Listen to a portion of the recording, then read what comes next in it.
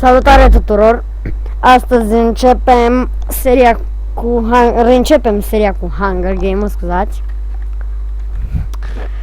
Și intrăm și noi aici.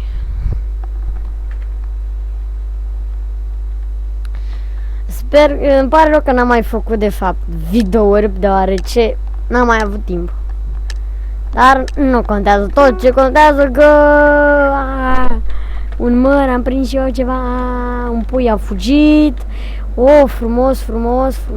Așa, măcar prindem și noi ceva. Gata, au calicit ăștia totul. Măcar am prins și noi câteva unelte. Și acum n-am decât să fug. Căci dacă nu fugim, ne prinde cineva. Așa, să vedem, aici e nimic, ups. Să mergem în continuare. În căutare. Ce este aici? Cred că aici se ascunde unul din chesturile noastre, nu? Nu, nicio părere, nimic. Da, deci se pare că nimic. Ascuns nu-i nimic. În turnul ăsta s-ar putea să fie ceva pe aici. Haideți să ne suim să vedem. Mereu mi-au țeapă la chestia asta. Trebuie să fiu mai atent. Și acum? Da. După cum spuneam, mereu mi-au țeapă. Până nu putem să ajungem în vârf. Deci sărim.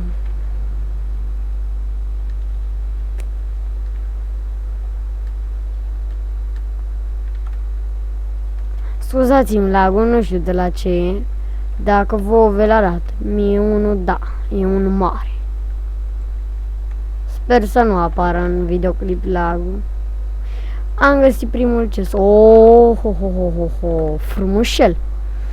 Îmi pune și o cască, dar n-avem bețe. Și masă de craftat am văzut la spawn, dar n-avem bețe și nici nu putem sparge, deci skip. N-avem ce face cu diamantele. Oh no. Hop. Asta e. Așa, aici văd că e doar un pat.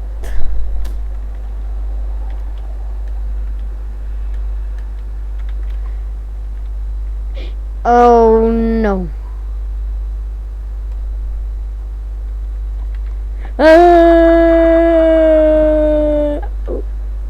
Oh shit. Pe bune, și acum eu ce trebuie să fac?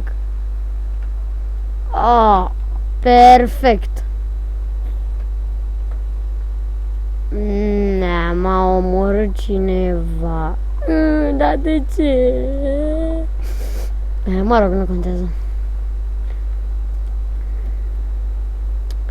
Păi, a fost cam scurt acest episod. Voi reveni astăzi cu încă unul, deoarece n-am mai făcut de mult. Asta este. Ne vedem la următorul episod și vă spun cu toții la revedere!